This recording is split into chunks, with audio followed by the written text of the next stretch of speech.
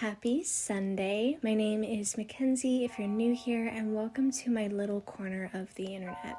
Today I'll be sharing the creation process of my travel journal entry for my trip to Japan in 2018, as well as all the footage of that trip, and just get chatty about it. Get comfy with a snack and a drink, and let's get into it. During my trip, I intended to document it through a travel journal while I was actually there and keep a log of how things were going, but I didn't get this travel journal until mid-end range of the trip, and despite bringing my regular diary with me, I actually didn't do any journaling whatsoever while there. In addition to the limited amount of photos and videos I took, I also kept all the physical stuff from my trip. Event tickets, train tickets, flyers, packaging, receipts, even just straight up garbage to use in this project, and I had so much left over after finishing that I keep telling myself I'll use in another spread or two, and I just haven't yet. The problem with doing this such a long time later is that I can't remember everything vividly, and I struggled to organize photos and remember what order stuff went in and such like that. It took a while to figure it out, but once I did, it was just putting it all together. This trip was one that I saved up for literally 10 years of my life. Every birthday, every Christmas, anytime I got money as a gift, and the money I made as a teen doing $20 pencil portraits and nail art for people at school, my mom's friends and coworkers, all of that went towards my dream of going to Japan. I had a lot of health issues at the time, and thus my family were worried about me going alone, so a family friend with travel experience came with me. The trip was from July 3rd to the 11th, and despite it being a trip for my 22nd birthday, I actually completely skipped my birthday, July 4th, entirely, as we left Canada in the morning on July 3rd and arrived in Japan really late on July 4th. The first page here is going to be dedicated to the trip as a whole. Think of it as a title page of sorts. I included an envelope to hold the plane tickets and a few photos taken at the airport and the receipt from the first place we bought snacks at when we arrived in Japan. This was a few years before I started YouTube, so I was new to vlogging. I intended to vlog my trip pretty thoroughly, but I had two problems. The first is that I didn't have a cell phone at the time and wouldn't get my first until a few months after this trip, and so I was stuck with using my old digital Sony camera from 2007 with very little storage space on it and awful stabilization. Like, most of the footage is so shaky it's borderline useless, and my travel companion's iPad that wasn't great for filming, so I didn't use it for that much. This meant that I couldn't really film much each day anyway, but my travel companion also didn't really feel super comfortable with me filming or taking photos. Kenzie's a jerk. She's always videotaping me and I don't know. This is slimy. What did I do? My ham sandwich is delicious. It smells like vinegar. Just kind of like a spring roll, I think. Oh, well. It's Chinese food. No, I'm tasting. I just can't think of what. So I felt like I couldn't ask to film video or ask if she'd film for me, despite having told her in advance of my plans to vlog the trip. That said, this trip was not at all what I hoped it would be from start to finish. It started with finding out that they overbooked the flight and that one of us was going to have to stay behind and take a later plane to Boston, stay the night there, and then go to Japan the following day. I would have just given up and bawled my eyes out if I'd been alone, but my travel companion stood up for us and explained how important it was that we go together, and ended up getting us on that plane after they found someone willing to give up their seat. I hope that person's trip was fantastic and that they're happy and healthy to this day, because really they weren't obligated to show such kindness, and I greatly appreciated it. I didn't realize at the time that that mix-up was an omen of sorts for how the rest of the trip would go, but I'll come back to that in a minute. For my spreads, I tend to try to figure out good placement of things before I start gluing or taping them down, as you can see here. I visited Keio University as I was intending to go there for their Japanese language course, as well as a Canadian-Japanese joint law program they had running at the time that, as far as I know, post-pandemic has been discontinued. After I got all of my paperwork and talked with some of the staff, we sat on a bench on campus for a while under this big shady tree, just chatting and taking a break from all the walking in the heavy July heat. We also did some light shopping and tried some new treats, like these ridiculously good croissant chocolates that we intended to buy a shit ton of as souvenirs but never did find again. God. They are so good. I'm gonna want lots of these. This is joy. I've actually written this script about 4 times now because I can't talk about this trip without venting about all the reasons it didn't go well. And that's just not how I want this video to be. I don't want everything that you're hearing from me to be negative, but the reality is it was mostly negative for me. I just can't pretend it wasn't for the sake of this video, and I can't separate the negative experiences from the few positive ones. But it's hard for me to talk in depth about it in any case, because if the person I went with sees this, it'll cause issues, and I really don't need it. It's bad enough my trip was ruined. There really isn't anything that could be said that could fix that or make it better in any way. On this magazine, you can see it's thick. Irie's in it. There's Irie. She's not in this as much as she normally is. We didn't have as many photo shoots for this month, I guess. There she is again. Just one for now for Ty. And so it's not really something I kind of want to bring up, you know what I mean? That said, I probably would have had so much more in terms of photos and fun things to make spreads about had the trip gone better, but as you'll see as we go, I had very little photos throughout the trip and had less and less each day. Some days there's nothing at all for that day. It makes me sad, but I did what I could with what I had in order to complete this project and knock it off my to-do list. I truthfully hadn't looked at any of this footage since we got back in the last 5 years because it literally just makes me so incredibly deeply sad, and I don't think I'll ever be able to think about this trip without that being the dominant feeling. Page 2 is a great example of this. I had little footage to show for the things I did that day, and none for the main things. I got my hair dyed pink for the first time in my life, and also got my nails done by a salon I really love and that my favorite idols often went to at the time. I loved the pink hair, and I've missed it ever since. I plan to dye it pink again someday, and this time maintain it. I had the base idea of this spread down, but wasn't inspired enough to really fill it out, and was crunched for time as I was doing this in late afternoon and would run out of sunlight, which isn't ideal for filming, so I just moved on and came back to it later off camera to complete it.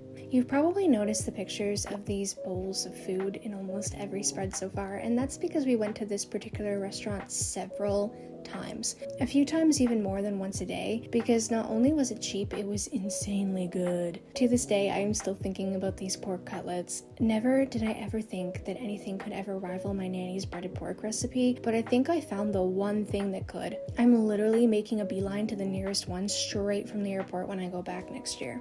Day 3 was largely about shopping. We walked around a lot, experienced the famous Shibuya crossing by accident, and were ignored by waitstaff at a restaurant because we were foreigners and they didn't want to have to deal with the language barrier, which I realized when they were serving all the Japanese people and completely ignoring us entirely. Like straight up just walking right past our table, no matter how long we sat there. We were there for a good 30 minutes waiting to be served. Not a great feeling, but it did give us time to realize that the menu wasn't worth the massive price tag and we could find food just as good for cheaper anyway.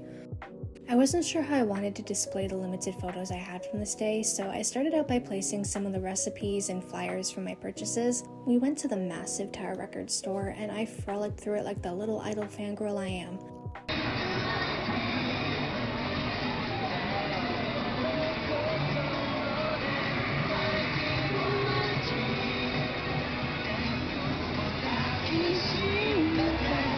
Utada Hikaru had just released her Hatsukoi album, which I didn't buy because I had to keep on budget and was there for very specific things, but we did enjoy the cafe that was Hatsukoi themed, and I was boring and got fries, but fries are elite and I judge a place by their fry game, and theirs were so good that I have no regrets about that choice. It was also at this cafe that I tried to ask the waitress if they had a garbage for the bottle I was carrying around, and she had no idea what I was trying to ask, despite using the Japanese word in the dictionary I had with me. But then I just said gabeji, and she immediately understood.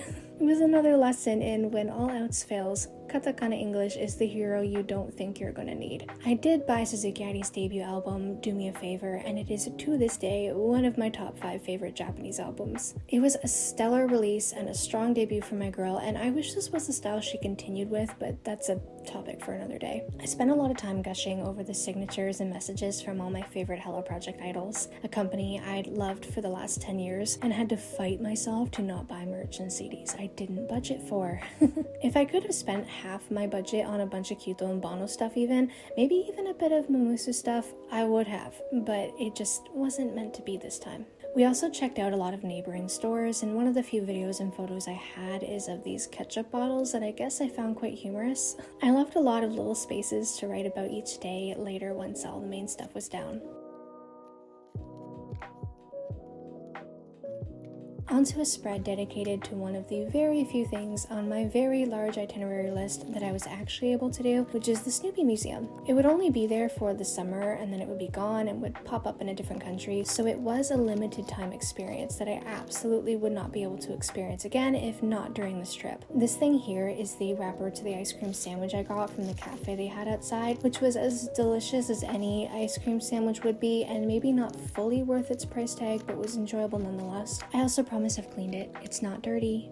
Here I'm making a little pouch that will hold a lot of the materials from that day, like the museum ticket stub, the tag from my Snoopy stuffy, receipts, stuff like that. I hate gluing stuff down typically because it often warps the pages of the journal and makes it all wrinkly, but because of the waxy finish of the paper, double-sided tape wasn't gonna work, which you can see when I can't get anything to stick to it later. Those who know me know I love the Peanuts comics, and Snoopy is a particular favorite of mine, so when I found out about this museum, it was just an absolute must-go for me. After walking through the halls filled with all the comic panels and facts about the series and the author, we finished at the gift shop where everything was insanely expensive, but I did purchase a $30 crocheted Snoopy that I have zero regrets about. He was worth every penny.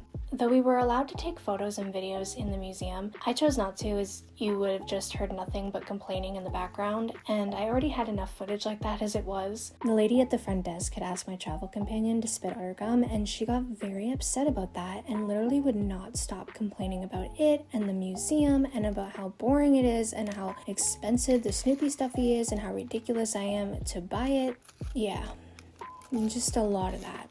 When doing journal spreads like this, I often tend to keep things intact rather than get creative by taking them apart and playing around with display methods, but I got really creative with this one and ripped up some stuff. I just struggle with ruining things that are cute or aesthetically pleasing even when I know the end result is often really nice and I don't usually regret the creative decision. I decided to wrap the wrapper around to the other side instead of cutting it off, which was not only a good design choice, but it also connects the two pages as this next page covers the other experiences we had that same day. Once I knew I liked where I was placing things, I got them all glued down after realizing tape was not gonna hold up, and got all the items tucked into the pouch before moving on to the second half of this day's double spread. We did a lot of walking to get from the Snoopy Museum to our next destination, which was kimono fittings. I didn't realize this place was located only a few minutes walk from a festival that was going on, so that was a wonderful surprise. I have no footage from this festival, unfortunately, but it was truly one of my more memorable and slightly more positive experiences, so at least I have a lot to say about it. When we arrived at the kimono place, we misunderstood the sign and went right upstairs and accidentally interrupted someone else's fitting, which was so embarrassing. During mine, they had me pick out all the different elements I wanted, and I chose a very pink and blue color scheme that matched perfectly with my hair. They were so kind and really eager to chat with me, so I got the important opportunity to struggle through the conversation and be told I'm doing great. I now know all about the concept of being jozued, but at the time that went over my head and I felt far better about my Japanese language ability than I should have. I also did this thing where I thanked people for compliments when they would compliment my looks and tell me I'm cute and whatever, and found out later that that's not the correct way to respond in Japanese like it is in English, and so I was just coming across like I'm full of myself rather than appreciative, so that's something that also haunts me to this day. But what's a trip to another country without making some stupid, embarrassing mistake your brain still thinks about at 2 a.m. years down the road? You're good for the skin. はい、あありがとう。綺麗。23歳になったばっかり。可愛らしいよね。ありがとうございます。I had so many people, a group of teen girls, several older ladies, a family with young kids, several others, stopping me to ask to take pictures with me and tell me how pretty I looked, and that was genuinely a bit overwhelming. I had more people complimenting my physical appearance in the span of that hour that I rented that kimono than I have in my entire life combined. I sometimes still think about how there are photo albums out there on someone's coffee table or bookshelf that have pictures of me in them with people who have no idea who I am. It's just wild. I really enjoyed walking through all the different stalls at the shrine nearby and trying matcha soft serve ice cream for the first time. I bought most of my souvenirs for close family and friends from the gift vendors here, so I was able to get a lot of really unique, cute little gifts. 10年10ぐらい10年ぐらい。 10年ぐらい勉強していますけど、うん。プラクティプラクティス練習して。うん。今どこに住んでるんですか？スどこにうん。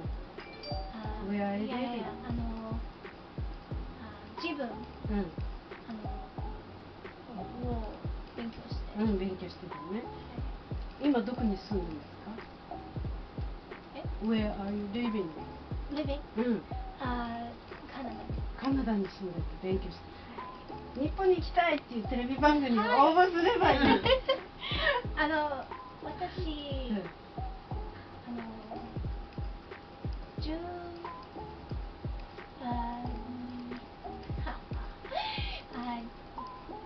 1012歳から私の夢は日本に行きたいです。ああ、でした。日本語でテレビ番組知ってます？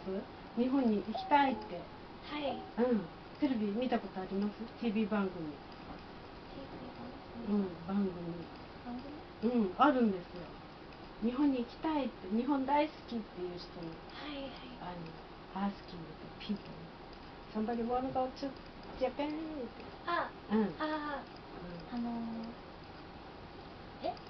そういう番組があるから応募するといい。本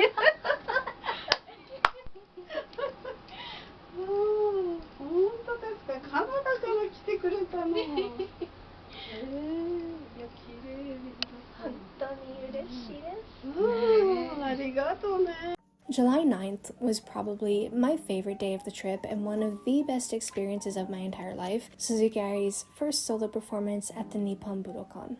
We started the day with McDonald's, which is so much better in Japan by the way, and then headed to the venue where I picked up my merch that I pre-ordered, and we got confused in the venue as to which seats were ours and had a very kind girl tell us where we should be, which was in the same spot but on the opposite side of the Budokan. I didn't have the budget to buy the official light sticks, so I just bought some cheap ones from the dollar store only to find out that they suck and don't glow well at all. I still used it during fan chants and enjoyed my time, but next time I will be buying a proper light stick. あなたは本当の鈴木愛理を知っていますか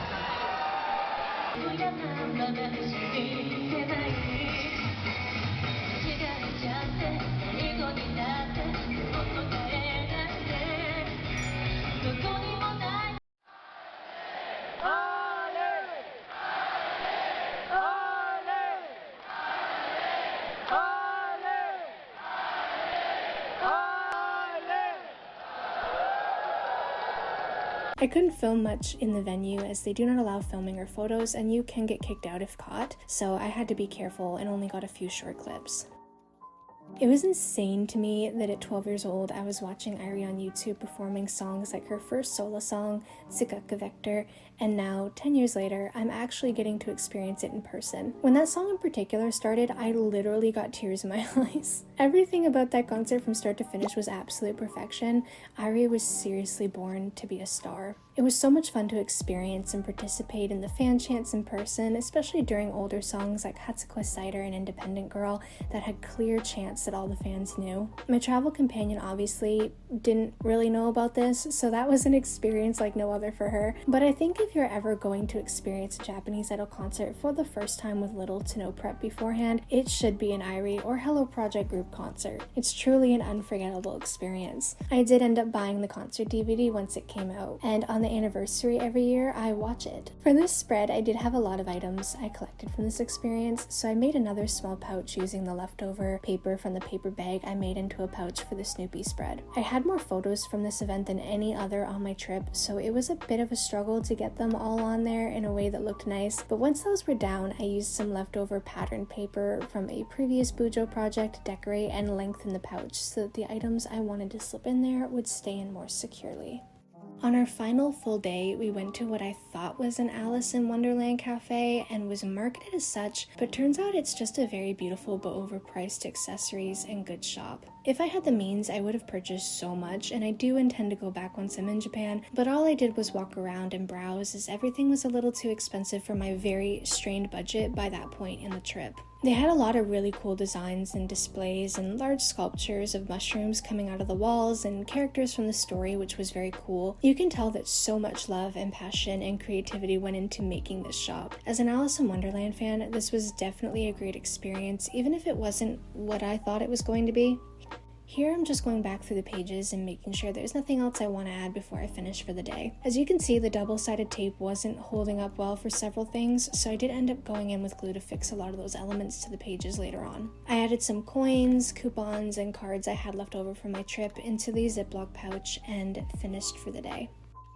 At the very end of our final day, around like 8 to 9 p.m., we also went to get taiyaki at a place that I saw in a Charla in Japan video that made me really want to go, but my travel companion was being so mean and miserable, like she just hated absolutely freaking everything and made me cry in the middle of the train station, which is actually the moment that when I think of my trip, that's what I think of. That is the first thing that comes to mind, is the moment that I broke down in the middle of the train station and bawled my eyes out. After I collected myself, we continued on and we did find that place that we were looking for, only to miss its closing time by 5 minutes. Because that's my luck. And then on the way back to the train station to go home, we came across a really lovely group of Taiwanese travelers who helped us find another taiyaki place that Google was telling us existed in the train station, but they kept leading us to a Sephora, and it turns out it's because it was in the basement and Google just didn't know how to tell us it was in the basement of the train station. So they helped us find that, and that was at least a positive end to a very upsetting evening and trip as a whole.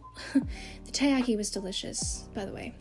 The next day I decorated the pages with washi tapes and stickers and doodles and filled in the pages with entries about the activities and such done each day and what the photos were of. I also finished the second and fourth pages that I mostly skipped over the day before. While at the airport on July 11th, my camera went missing and I never did find it again. I don't know if it was stolen or what, but I lost any of the footage that was on there from the final day or two of our trip. Like one of those experiences, for example, I don't know exactly what day this was, but we did go to a wind chime festival, which was one of those things that I had planned and actually got to do. And we arrived kind of late, so like no one was there and the vendors were cleaning up. So it was sort of unfortunate timing, but I did get to buy a wind chime that I fell in love with, this little goldfish wind chime that I gave to my nanny as a souvenir, one of the several souvenirs that I brought back for her, and she still has it hanging in her kitchen. It was actually kind of a nice experience because since we got there so late and there was no one there, it was so quiet and all you could hear was the sound of hundreds of wind chimes just blowing in the summer breeze, and that was actually a really nice experience, even if it, it wasn't what we thought it was going to be because we arrived too late. While on this trip, at some point, I unknowingly caught a very severe contagious form of pneumonia that I started feeling it coming on, that I was coming down with something. My condition deteriorated over the course of the few hours we were at the Narita airport, and I spent most of that 13-hour plane ride home knocked out because I literally could not stay awake as my body was like trying to fight it in the early stages. I ended up super ill for several weeks after this, like insanely high fever that caused hallucinations, constantly coughing my lungs out and just feeling like I'm drowning and I'm going to die. And it was the worst, but also the most fitting end to this trip that I could have had. I plan to go to Japan again for school in the spring if all goes well, and I can't tell you how much I am looking forward to the freedom of being able to decide where I go, what I do, and what I spend my money on without having to worry about anyone else or what they think of it. A lot of the activities I wanted to do, things I wanted to see, and things I wanted to eat were off limits because she had a rule of, if I can do it in Toronto, I don't want to do it here. But Tokyo is a city like any other, so that knocks out a large portion of things that, as someone who rarely has has been to a city in my lifetime would have been new, fresh experiences for me. The really cool underground ramen museum food court, a shrine hike, cat cafes, Tokyo Disney and sea life parks, the Oate market, visiting an onsen, viewing Mount Fuji, going to Ginza and Akihabara, Shinjuku Gyoen National Garden, the National Museum of Sciences and Innovation, Tokyo Tower, going for karaoke, Gotokuji Temple, visiting the Imperial Palace, and the Gimbocho bookstore were all things I planned to do and didn't because they didn't want to. I'm planning on tackling that old itinerary list and doing as much of the activities on it that are still available to do as I possibly can, and I'll be sharing those experiences here on this channel. I'll also be keeping a travel journal during my time there, so I'll probably be posting videos like these of my adventures and the spreads I create about them in the future as well. Hopefully the commentary in those videos will be more happy and lighthearted. I apologize that there's just so much complaining in this video. I mean, believe me, there could have been more. When it comes to this trip, there's so much more I could have said, so much more I could have vented about, and so many more negative stories than positive. So I really tried my best to keep it more on the positive side, talking about the things I did get to do. Thanks so much for watching. I hope you enjoyed this sort of chatty, flip through, journaling, like trip documentation sort of mixture of a video, and I hope to see you in my next one.